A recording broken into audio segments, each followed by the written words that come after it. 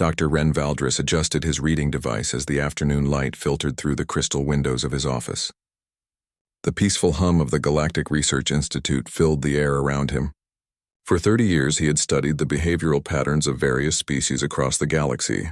His reports were known for their precise analysis and complete lack of emotional bias. Today felt like any other day until the message arrived. The communication crystal on his desk glowed with an urgent blue light. Ren touched it gently, and the holographic image of Director Kale appeared before him. The elderly Meridian's face looked more serious than usual. "Ren, we need you in conference room 7 immediately. The council has a special assignment for you." Something in the director's tone made Ren pause. In all his years at the Institute, he had never seen Kale look so troubled. He gathered his materials and walked through the quiet corridors toward the conference room. Other researchers nodded politely as he passed.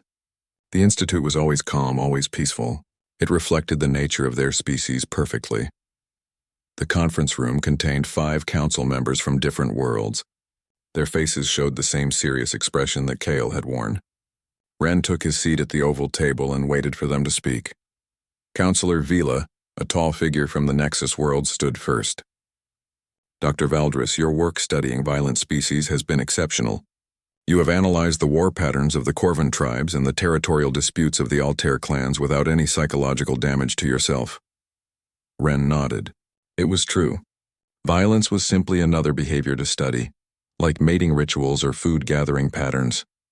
He approached it with the same scientific detachment that made him valuable to the council. "We have discovered a new species," Vila continued. "They call themselves humans. Their planet is called Earth, located in a remote sector near the galaxy's edge.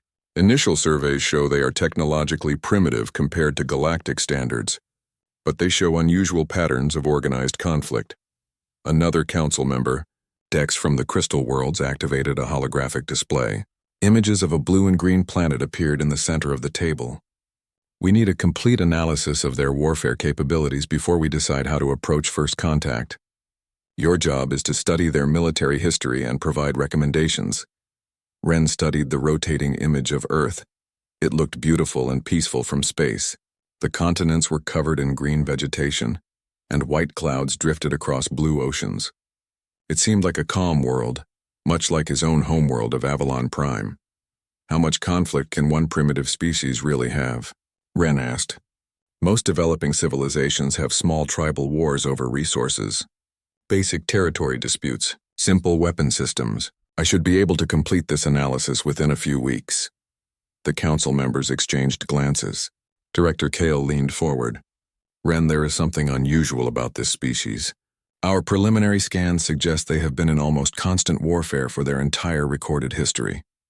The scale appears to be much larger than typical developing worlds." Ren felt a slight curiosity stir within him.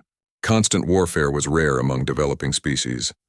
Most civilizations fought only when necessary for survival.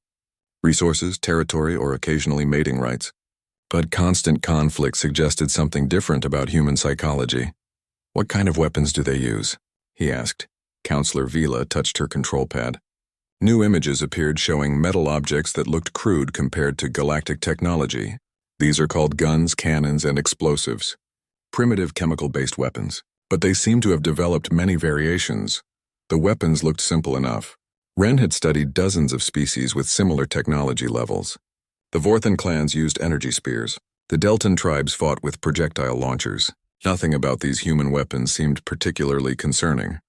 "I will need access to their historical records," Ren said. "Communication intercepts, cultural documents, anything that shows their military development over time." "We have been monitoring their electronic communications for several months," Dex replied. "They broadcast enormous amounts of information about their own history. Wars, battles, strategies, weapons development. They seem almost proud of their military achievements." That detail surprised Ren slightly. Most species tried to forget their violent periods as they became more civilized. The fact that humans documented and celebrated their wars suggested an unusual relationship with conflict. "How far back do their records go?" he asked. "Several thousand years," Vila answered. "They have written records, images, and even moving pictures of their conflicts." "The amount of data is extensive," Ren nodded. Extensive data meant a thorough analysis would be possible. He could trace the development of their warfare from primitive beginnings to their current level. It would be interesting to see how they had evolved beyond simple survival fighting. There is one more thing, Director Kale said quietly. Their planet shows evidence of massive conflicts. Destroyed cities, altered landscapes, areas that appear to have been completely devastated and rebuilt multiple times. The room fell silent.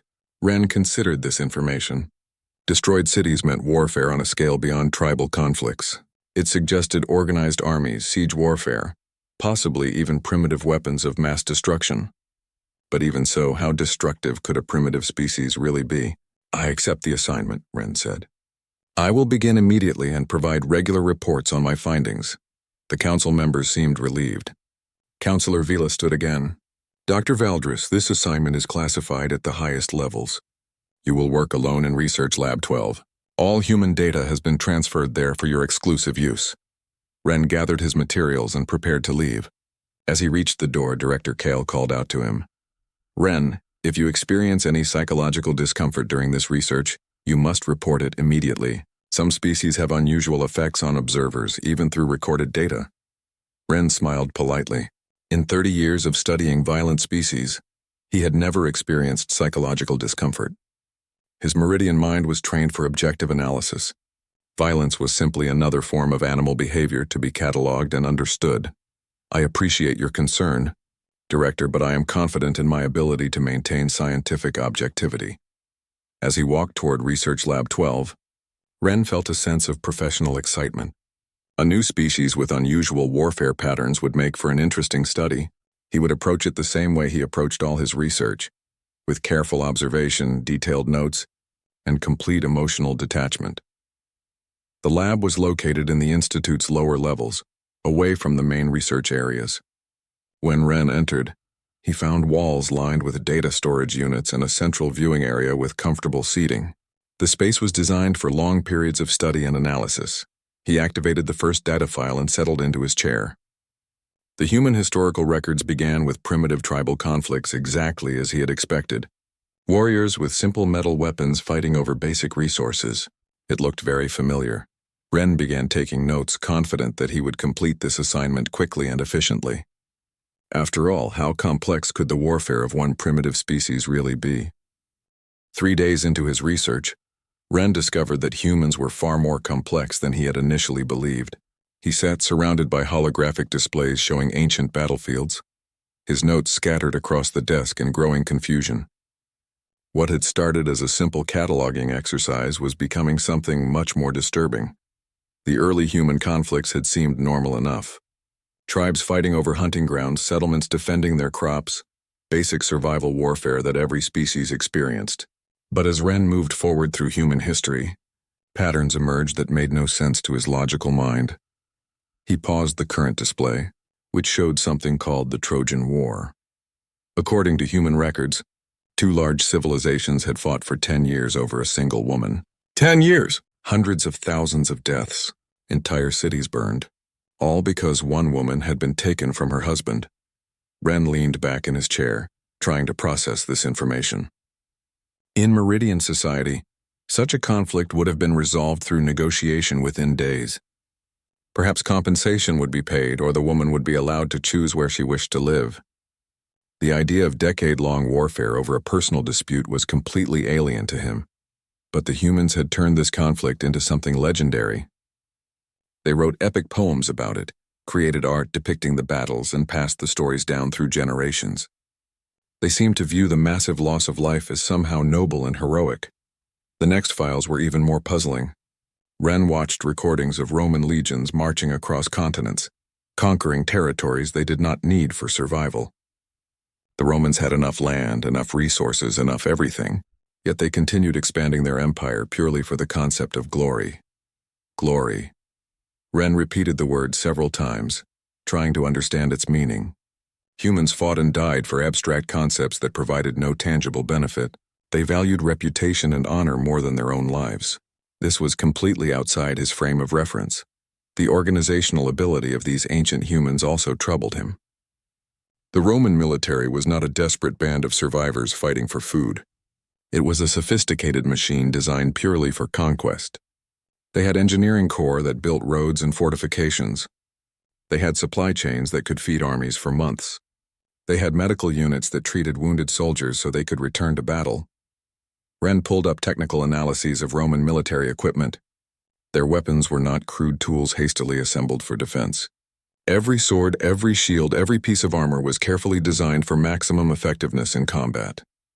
They had turned violence into a science, developing techniques and technologies whose only purpose was to kill other humans more efficiently. The next section of files covered something called the Crusades. Ren spent hours trying to understand why humans would travel thousands of miles to fight strangers over religious beliefs. The concept of holy war was completely foreign to him. Meridians had different spiritual practices, but they coexisted peacefully. The idea of killing someone because they worshipped differently was beyond comprehension. But for humans, these religious wars had lasted for centuries. Generations of humans had lived and died fighting over access to religious sites. They had developed specialized military orders dedicated entirely to holy warfare. Knights who took vows to spend their lives fighting for their faith. Ren stood up and walked around the lab trying to clear his head. The sheer scale of human conflict was beginning to overwhelm him. Every human civilization seemed to dedicate enormous resources to warfare. They built castles designed to withstand sieges that might last for years. They created weapons capable of destroying those same castles. They developed tactics for fighting in every possible terrain and weather condition. He returned to his desk and opened files on medieval warfare. The siege of Constantinople in 1453 showed humans using massive cannons that could breach walls 20 feet thick. The battle lasted for months, with both sides showing incredible determination. The defenders fought knowing they would likely die. The attackers persisted despite enormous casualties. What disturbed Ren most was the human attitude toward death in battle. Other species fought until the cost became too high, then withdrew or negotiated. But humans seemed to view dying for their cause as the highest possible honor. They had concepts like martyrdom and heroic sacrifice that actually encouraged death in combat. The data files contained thousands of examples. Spartans at Thermopylae choosing death over retreat, samurai committing ritual suicide rather than facing defeat, medieval knights charging into impossible odds for the sake of honor. Humans consistently chose death over survival when their abstract values were at stake. Ren began experiencing something he had never felt before during his research: unease. The systematic nature of human violence was unlike anything he had encountered. Other species fought when necessary and stopped when the threat passed. Humans seemed to fight because fighting itself had become central to their identity. He pulled up population statistics for medieval Europe and felt his stomach turn. In a period of just 2 centuries, humans had lost millions of lives to warfare, not to natural disasters or disease, but to deliberate violence against each other. And yet their population had continued to grow, suggesting they were reproducing faster than they could kill each other. The technological development was equally disturbing. Humans had not stumbled into better weapons by accident. They had actively researched and improved their ability to wage war. They had schools dedicated to military strategy. They had engineers whose only job was designing better siege equipment. They had entire industries focused on producing weapons and armor. Ren looked at his notes from the past 3 days. What had started as neat, objective observations were becoming increasingly emotional and disorganized. He found himself using words like horrifying and incomprehensible instead of clinical terminology. A soft chime indicated an incoming message. Director Kale's image appeared on the communication crystal. "Ren, how is the research progressing? The council is eager for your initial assessment." Ren hesitated before responding. "Director, I need more time. Human warfare patterns are more complex than I initially anticipated. They seem to fight for reasons beyond resource competition or territorial defense." "What kind of reasons?" "Abstract concepts. Honor, glory, religious beliefs, political ideology. They appear willing to die for ideas rather than material needs." Kyle's expression grew more serious. "That is unusual. Are you experiencing any difficulty maintaining analytical objectivity?" Ren paused again. The truth was that his usual detachment was becoming harder to maintain. The scale and intensity of human conflict was affecting him in ways he had never experienced before.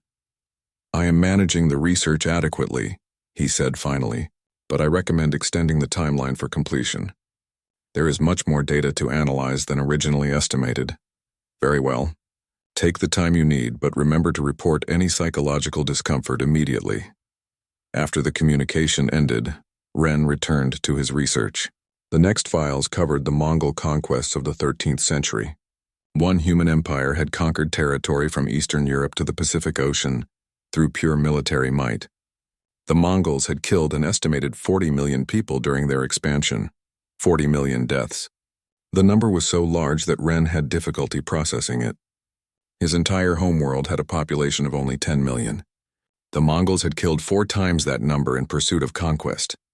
As he read deeper into the files, Ren realized he was only beginning to understand the true scope of human warfare. The ancient and medieval periods were just the foundation. According to the timeline, human technology had continued advancing, and their capacity for violence had grown along with it.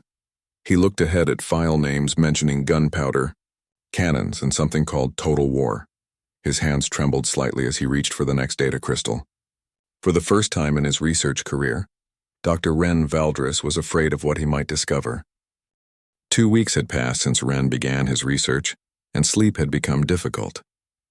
He found himself lying awake at night, thinking about the images he had seen during the day. The peaceful sounds of his apartment no longer brought comfort.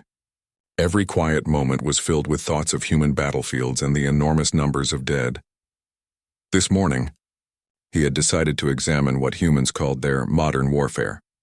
The files began with something called the American Civil War, and within the first hour, Ren understood that everything he had studied before was merely preparation for what humans could accomplish when they applied industrial methods to killing. The Battle of Gettysburg alone had produced 50,000 casualties in 3 days. 50,000. Ren had to stop the recording several times to verify the numbers. In his previous studies, entire wars between alien species rarely produce casualty counts that high. But for humans, this was just one battle in a war that lasted 4 years and killed over 600,000 people.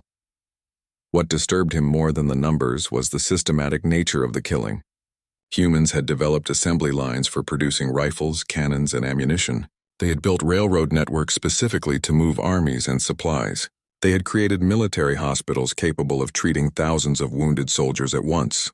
Every aspect of their civilization had been organized to support massive warfare. The photographs from American Civil War battlefields showed fields covered with human bodies, stretching to the horizon. Ren stared at these images for long minutes, trying to comprehend how any species could inflict such carnage on itself and continue functioning as a civilization. But the American Civil War was only the beginning. The files on World War I made Ren physically ill for the first time in his life. The Battle of the Somme had lasted for months. On the first day alone, British forces had lost 60,000 men, 60,000 human beings dead or wounded in a single day, and the battle had continued for 4 more months, with both sides feeding soldiers into the killing machine until over 1 million people had become casualties. Ren watched footage of the battlefield afterward. The ground was so torn up by explosions that it looked like the surface of a dead moon. Shell craters filled with water and mud stretched for miles. Nothing grew. Nothing lived. Humans had turned vast areas of their planet into landscapes that resembled hell. The weapons development during this period showed human creativity applied purely to destruction. Machine guns that could fire hundreds of rounds per minute. Artillery cannons that could destroy buildings from miles away. Poison gas designed to kill by causing victims to drown in their own blood. Chemical weapons that burned through skin and lungs. Ren had to leave the lab twice during his study of World War I. He found himself standing in the Institute's garden, breathing deeply and trying to clear his mind of the images. The peaceful flowers and gentle breeze seemed to belong to a different universe than the one humans inhabited. When he returned to continue his research, the files on World War II nearly broke his ability to function entirely. The numbers were beyond anything he could have imagined. 60 million human deaths, entire cities destroyed by bombing, military campaigns that covered continents, technology that could level mountains and boil seas. The Holocaust documentation was the worst. Ren discovered that humans had not only industrialized warfare, but had industrialized genocide. They had built factories designed specifically for killing other humans as efficiently as possible. Trains ran on schedules to deliver victims. Gas chambers were designed for maximum capacity. Crematoriums operated around the clock to dispose of bodies. 6 million people murdered in a systematic program of extermination. The clinical efficiency of it made Ren physically sick. He found himself vomiting in the lab's washroom, his body rejecting the horror his mind was trying to process. But even the Holocaust was not the most terrifying discovery. The atomic bombs dropped on Hiroshima and Nagasaki showed Ren that humans had developed weapons capable of destroying entire cities in seconds. Single explosions that killed hundreds of thousands of people and left areas uninhabitable for decades. The footage of Hiroshima after the bombing showed a city that had been completely erased. Where buildings and people had existed, there was only rubble and ash. The shadows of vaporized humans were burned into concrete walls. Survivors wandered through the destruction like ghosts, their skin hanging in strips from radiation burns. Ren sat in stunned silence as he realized what this meant.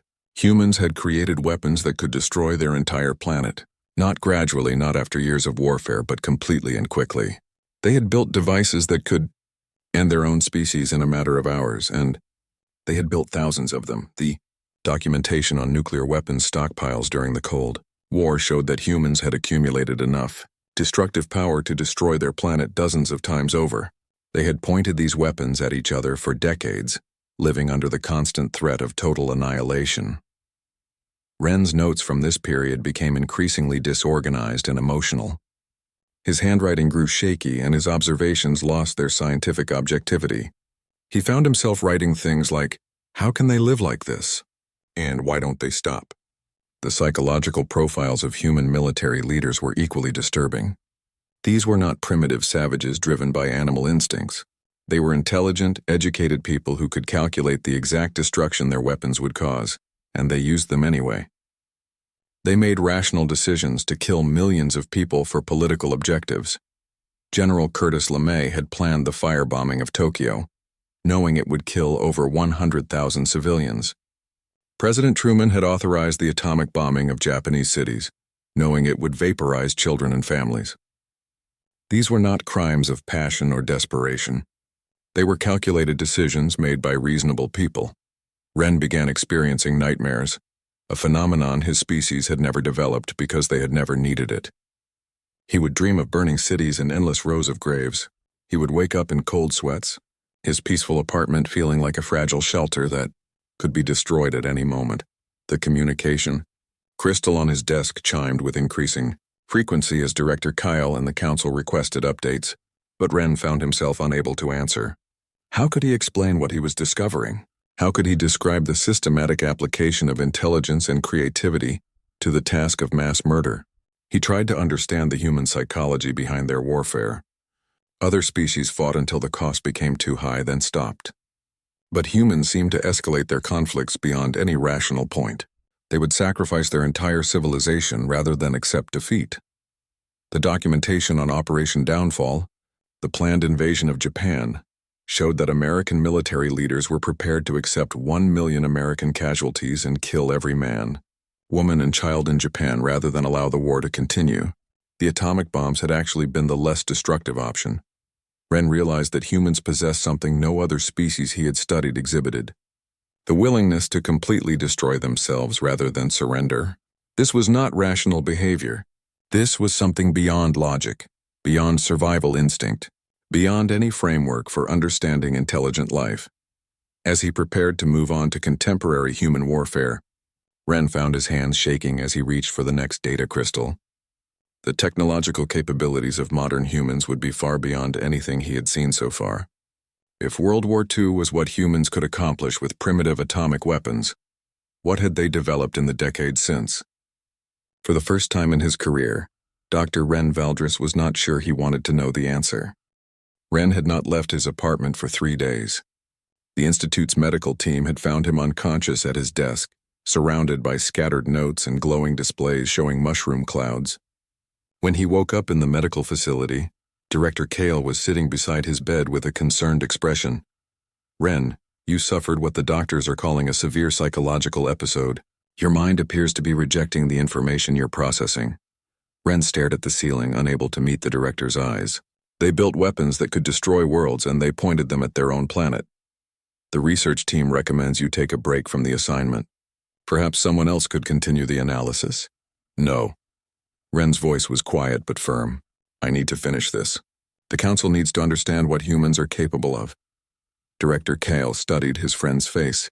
Ren had lost weight and his normally calm demeanor had been replaced by a haunted look that never seemed to leave his eyes. Very well. But you will work reduced hours and report to medical daily. Ren returned to the lab with reluctance. The data crystal containing information about the Cold War period sat waiting for him, and he approached it like a dangerous animal that might attack without warning. The Cuban Missile Crisis files opened with President Kennedy addressing the American people about Soviet nuclear missiles in Cuba. As Ren read the transcript, he realized he was witnessing documentation of a moment when the human species had come within hours of destroying itself completely. For 13 days, 2 human leaders had engaged in a confrontation that could have ended human civilization. Neither side had been fighting for survival, resources, or territory. They had been fighting over political ideology and national pride, abstract concepts that meant more to them than the continued existence of their species.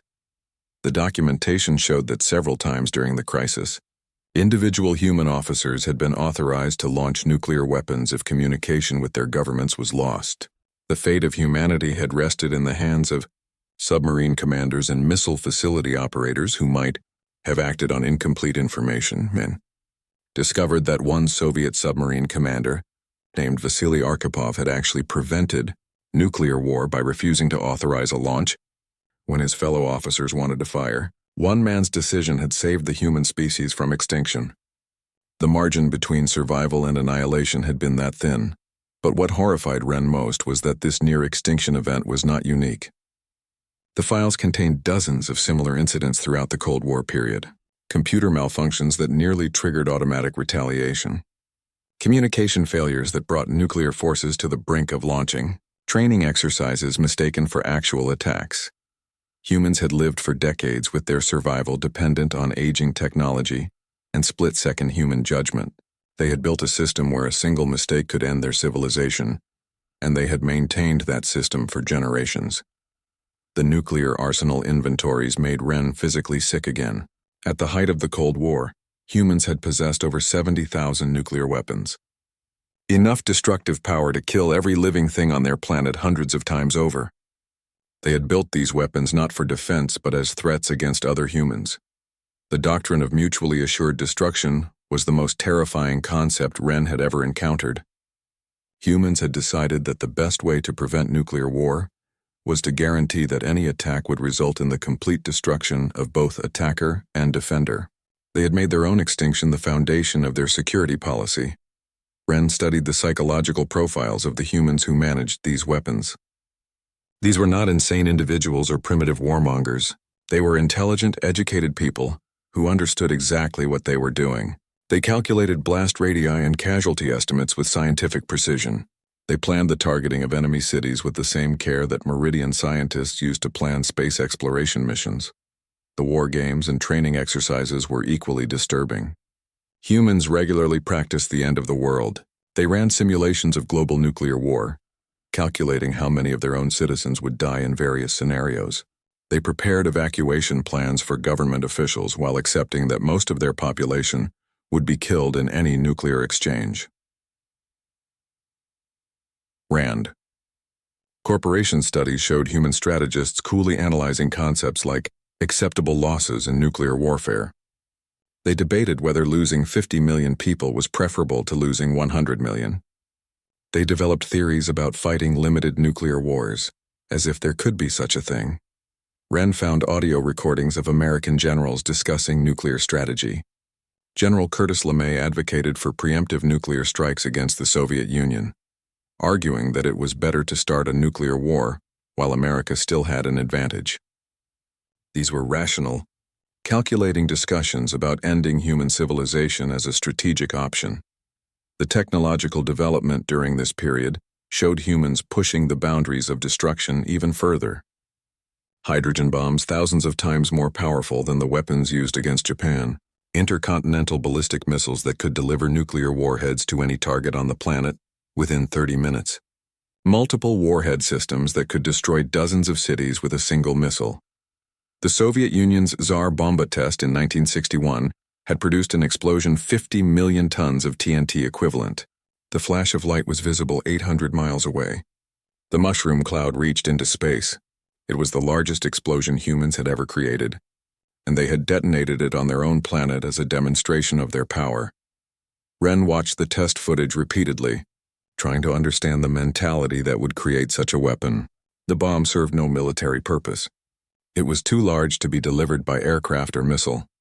It existed purely as a symbol of human capacity for destruction. But even more disturbing was the discovery that Tsar Bomba had been deliberately reduced in power. The original design would have been twice as large, but Soviet scientists had been concerned about radioactive fallout affecting their own territory. They had the technology to build even more destructive weapons but had chosen not to, not out of moral concern, but out of practical considerations. The submarine-launched ballistic missile systems represented the ultimate expression of human nuclear strategy. Hidden beneath the oceans, these weapons could survive any first strike and guarantee retaliation. Humans had ensured that even if their civilization was destroyed, they could still destroy their enemies in return. The concept of second strike capability meant that humans had made their own extinction mutual and certain. No matter who started a nuclear war, everyone would die.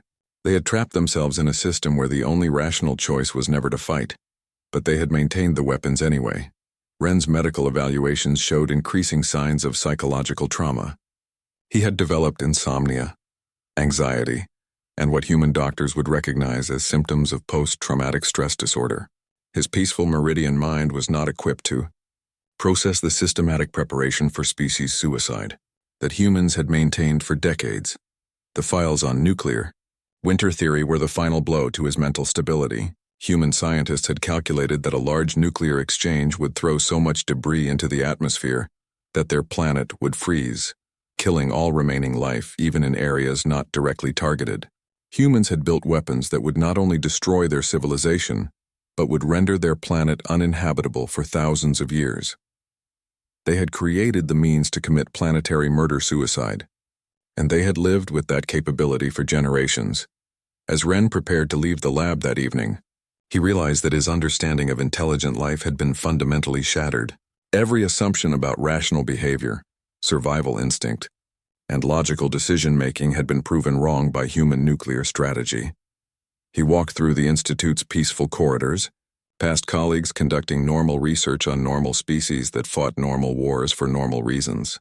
None of them could imagine what he had discovered.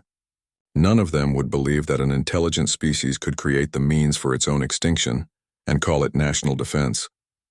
That night, Ren sat in his apartment looking out at the stars, wondering how many other species in the galaxy had the capacity for such systematic self-destruction. The humans had shown that intelligence and technology could be applied not just to survival and prosperity, but to the creation of perfect global death. And according to his research timeline, nuclear weapons were not even the most advanced systems in the human arsenal. He still had decades of technological development to study. The thought of what humans might have created since the Cold War made him physically ill.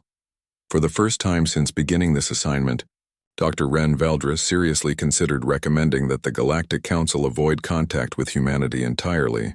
Some species he was beginning to believe were too dangerous to approach.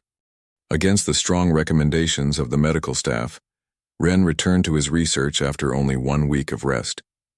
The nightmares had not stopped and his appetite had disappeared completely, but he felt compelled to finish what he had started. The Council needed to understand the full scope of human warfare capabilities, no matter the personal cost to himself. The contemporary warfare files began with conflicts from the late 20th century, and immediately Ren realized that humans had not become more peaceful as their technology advanced. Instead, they had refined their capacity for violence into something even more precise and terrifying. The Gulf War footage showed warfare that looked like science fiction compared to the brutal trench fighting of World War I. American forces destroyed Iraqi military targets with surgical precision using guided missiles that could fly hundreds of miles and strike specific buildings. The technological gap between the two sides was so vast that the conflict resembled a massacre more than a war. But what disturbed Ren was not the destruction itself, but the casual nature of it. American pilots launched missiles from comfortable aircraft, watched the explosions on video screens, and returned to air-conditioned facilities to eat hot meals. They were killing people from such a distance that it had become like playing a video game. The concept of smart bombs represented something fundamentally new in warfare. These weapons could be programmed to select their own targets, navigate complex routes, and destroy specific objectives without human guidance. Humans had created weapons that could think and kill independently. Wren studied the development of stealth technology that made aircraft invisible to enemy detection systems. The psychological impact was as important as the military advantage. Enemy forces could be attacked by aircraft they could not see, could not track, and could not defend against. It was warfare designed to create helplessness and terror. The files on cyber warfare opened up an entirely new dimension of human conflict that Wren had not anticipated. Humans were now capable of attacking each other through their information networks, disabling power grids, disrupting communication systems, and destroying infrastructure without ever firing a physical weapon. The Stuxnet virus had been designed specifically to destroy Iranian nuclear facilities by causing their centrifuges to tear themselves apart while reporting normal operation to their operators. Humans had created a weapon made of pure information that could cause physical destruction in enemy territory without any human presence at all, but the development that finally broke Wren's remaining psychological stability was drone warfare. The files showed human operators sitting in comfortable facilities in Nevada, piloting aircraft over battlefields on the other side of the planet. They could watch their targets through high-resolution cameras, launch precision missiles, and observe the results in real time. Then they could drive home to have dinner with their families. The psychological profiles of drone operators revealed the surreal nature of this type of warfare. Many pilots developed what humans called moral injury, from the disconnect between their peaceful daily lives and the remote killing they performed for hours each day. They lived double lives as suburban family members and long-distance killers. Wren watched footage of a drone strike that eliminated a terrorist leader while he was playing with his children in a garden. The missile struck with such precision that it killed the target while leaving his family physically unharmed but psychologically traumatized. The operators had watched the entire scene unfold in high-definition video, including the aftermath as the man's children cried over his body. The casual nature of modern human warfare was more disturbing than the industrial slaughter of the world wars. During World War II, soldiers had at least faced the same dangers they inflicted on others. Modern warfare allowed humans to kill with complete safety and comfort, reducing violence to a form of remote labor. The development of autonomous weapons systems represented the logical conclusion of this trend. Humans were creating machines that could identify, track, and kill human targets without any human involvement. Robot soldiers that could make life and death decisions independently, freed from human emotion, hesitation, or moral consideration. Wren studied prototypes of these systems, aircraft that could patrol areas for months and attack any target that met their programmed parameters, ground vehicles that could hunt enemy soldiers through urban terrain, and defensive systems that could identify and eliminate threats faster than any human operator could react. The military applications of artificial intelligence were particularly terrifying. Humans were creating computer systems that could process battlefield information faster than human minds, develop strategies beyond human comprehension, and coordinate attacks across multiple theaters simultaneously. They were building artificial generals that could fight wars too complex for human understanding. Modern special forces operations showed humans conducting warfare with almost supernatural capability. Small teams could infiltrate enemy territory, eliminate specific targets, and extract without detection. They used technology that allowed them to see in complete darkness, communicate silently across vast distances, and strike with precision that earlier generations would have considered impossible. The psychological warfare techniques had evolved far beyond simple propaganda. Humans now understood how to manipulate enemy decision-making through carefully crafted information campaigns, social media manipulation, and targeted disinformation. They could destroy enemy morale without firing a shot, turning entire populations against their own governments through sophisticated psychological operations. Economic warfare had become another battlefield entirely. Humans could destroy enemy nations through financial manipulation, trade sanctions, and currency attacks that caused more damage than traditional military campaigns. They had weaponized their entire economic system, turning commerce itself into a tool of conflict. Ren's notes from this period became increasingly incoherent. His handwriting deteriorated to barely legible scrawls filled with desperate questions about human psychology. He found himself writing the same phrases repeatedly. How do they live with themselves? And why don't they stop? The biological weapons research was the final horror that completed his psychological breakdown. Humans had developed diseases specifically designed to kill other humans. Engineered viruses that could spread through populations, bacteria that could destroy food supplies, and toxins that could contaminate water systems for decades. The documentation showed that humans had created weapons capable of ending their species through biological annihilation, just as they had done with nuclear weapons. They possessed pathogens that could kill every human on Earth within months, and they stored these weapons in facilities scattered around their planet. Ren discovered that humans had actually used biological weapons against each other throughout history. Ancient armies had catapulted diseased corpses into enemy cities. Modern military units had tested biological agents on their own soldiers. The Unit 731 files showed Japanese researchers conducting medical experiments on prisoners that resulted in hundreds of thousands of deaths. The casual nature of this research was what finally destroyed Ren's ability to function. Human scientists approached biological weapons development with the same scientific rigor they applied to curing diseases. They published papers on optimal dispersal methods, conducted field tests on animal populations, and calculated casualty rates with mathematical precision. When the Institute's security team found Ren 3 days later, he was sitting motionless in his chair, staring at a frozen display showing a computer simulation of global pandemic spread. He had not eaten, had not slept, and had not responded to repeated communication attempts. The medical team diagnosed complete psychological collapse. Ren's mind had simply stopped processing the information he was feeding it. He could no longer reconcile the reality of human warfare with his understanding of how intelligent life should behave. During his recovery, Ren experienced vivid hallucinations of human battlefields. He saw endless rows of graves stretching to the horizon. He heard the screams of bombing victims and the mechanical sounds of automated weapon systems. He felt the heat of nuclear explosions and smelled the chemical stench of biological weapons.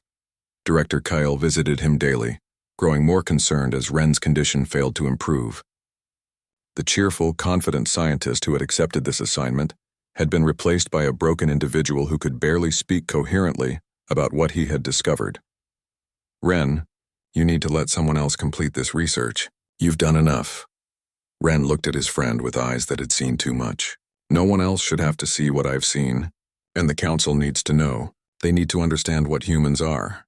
What are they, Ren? They're evolution's mistake. They're what happens when intelligence develops without wisdom. They're the nightmare scenario that every peaceful species hopes never to encounter. As Ren prepared to write his final report, he realized that his research had changed him permanently. He would never again be able to look at the peaceful gardens of the Institute without remembering the human capacity for systematic destruction. The knowledge of what one species could do to itself would haunt him for the rest of his life. But he had one more section to complete. The files on current human military capabilities were still waiting for him, and he knew they would contain horrors beyond anything he had yet discovered. 6 weeks had passed since Dr. Ren Valdris first entered Research Lab 12 with confidence and scientific curiosity. Now he sat before the full Galactic Council, a shadow of his former self, preparing to deliver the most important and terrifying report in galactic history. The council chamber was filled with representatives from dozens of worlds, all waiting to hear his assessment of human warfare capabilities.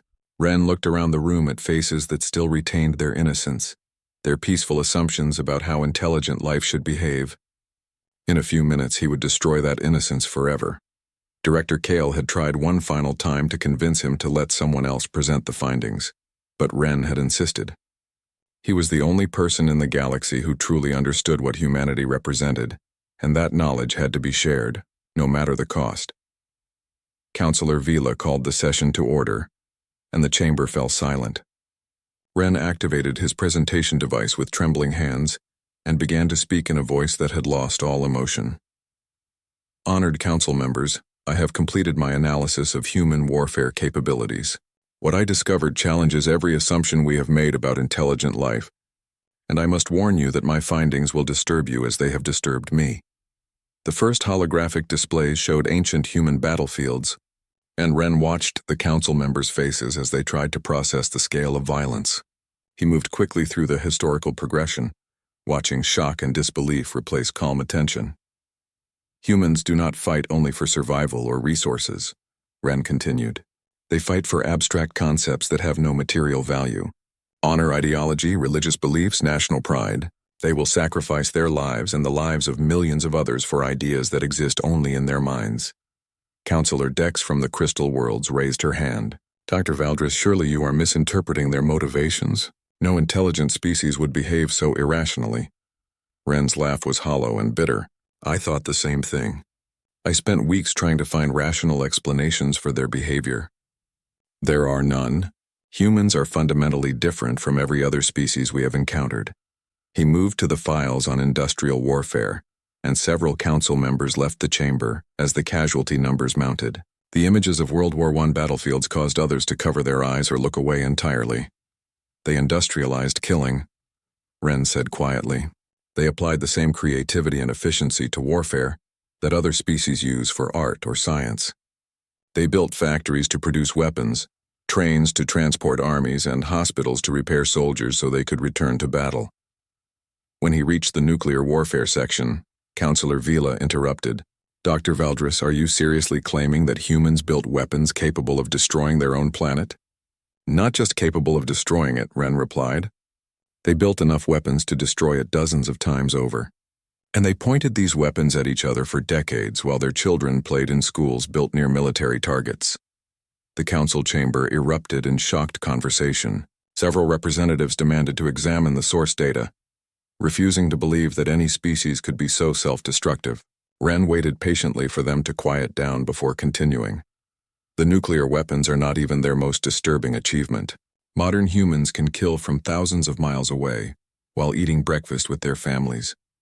They have created artificial intelligence systems that can wage war without human involvement. They have developed biological weapons that could end their species in months. Representative Lorne from the Outer Rim stood up angrily. This is impossible. No species could survive with such destructive capabilities. They would have destroyed themselves long ago. Ren nodded slowly. That is what makes them truly terrifying. They have lived with the constant possibility of extinction for generations, and they have not only survived but thrived. They have normalized the presence of ultimate destruction in their daily lives. The presentation moved to modern warfare, and Ren watched more council members leave as the implications became clear. The casual nature of drone warfare, the precision of guided weapons, the psychological manipulation of information. Warfare. Each advancement showed humans becoming more efficient at destruction while becoming more disconnected from its consequences. They have turned killing into a video game, Ren said. They have removed the human cost from the human experience of warfare. They can destroy entire cities while feeling no more emotional impact than we would feel adjusting a scientific instrument. Counselor Vila's voice was shaking when she asked, Dr. Valdris, what is your recommendation regarding first contact with this species? Ren was quiet for a long moment, staring at the holographic display showing a mushroom cloud rising over a human city. When he spoke, his voice carried the weight of everything he had discovered. That is the most complex question I have ever been asked, because humans are the most paradoxical species I have ever studied. He changed the display to show human rescue workers pulling survivors from disaster zones, human doctors treating wounded enemies, human soldiers sharing their food with refugee children. For every example of human cruelty and destruction, I found corresponding examples of human compassion and sacrifice. The same species that built atomic bombs also built hospitals. The same minds that designed efficient killing machines also created art, music, and literature of stunning beauty. The council members leaned forward, confused by this contradiction. Ren continued, his voice growing stronger as he reached his final analysis. Humans fight not because they are evil, but because they care deeply about things beyond themselves. They will die for their families, their beliefs, their communities, and abstract concepts like freedom and justice. Their capacity for violence is matched only by their capacity for love. He showed images of human soldiers throwing themselves on grenades to save their comrades, human civilians hiding refugees at the cost of their own lives, human leaders choosing death rather than surrendering their principles. Every human military leader I studied was also a human being who loved their children, wrote poetry, created art, or advanced scientific knowledge. They were not monsters. They were people who faced impossible choices and tried to protect what they valued most. Ren changed the display one final time, showing images of human space exploration, medical research, and technological innovation alongside their weapons development. Humans represent the ultimate test of our galactic civilization's principles. They are simultaneously the most dangerous and most admirable species I have encountered. They have the capacity to destroy themselves and everything around them, but they also have the capacity to protect and preserve what they love with courage that defies comprehension. The council chamber was completely silent as Ren delivered his final recommendation. If we approach humans with fear and hostility, they will respond with the full force of their destructive capabilities. If we approach them with respect and understanding, they will respond with loyalty and protection that will transform our galaxy. The choice is ours, but we must understand that humans will never submit to threats or intimidation. They would rather die fighting than live in submission. Counselor Vila asked the question everyone was thinking. Do you believe humans pose a threat to galactic security? Ren considered this carefully before answering. Humans pose a threat to anyone who threatens what they protect. They pose no threat to anyone who approaches them with peaceful intentions and honest respect, but if we make them our enemies, we will face an opponent unlike anything the galaxy has ever seen. He paused, looking around the chamber at faces still trying to process what they had learned. Humans have spent their entire history preparing for war while hoping for peace. They have created the ultimate weapons while maintaining the ultimate values. They are what happens when evolution produces a species with the courage to face any threat and the wisdom to know what is worth protecting. The presentation ended, and Ren stood quietly as the council members struggled to understand the implications of his research. Some were terrified by human destructive capabilities. Others were inspired by human courage and sacrifice. All of them understood that first contact with humanity would be the most important decision in galactic history. As the council began their deliberations, Ren walked slowly from the chamber, knowing that his work was complete. The knowledge that had broken his spirit would now guide the galaxy's future relationship with humanity. He had paid the price in his own psychological destruction, but perhaps that sacrifice would help two civilizations understand each other rather than destroy each other. In his final research notes, Dr. Ren Valdris wrote, "Humans are not the enemy of peace. They are peace's most devoted guardians, willing to sacrifice everything to protect it. The galaxy will be safer with humans as allies than it ever was without them. But we must approach them as equals who have earned our respect through courage we cannot comprehend, not as primitives to be managed or controlled." The broken spirit of one Meridian scientist had revealed the unbreakable spirit of an entire human species.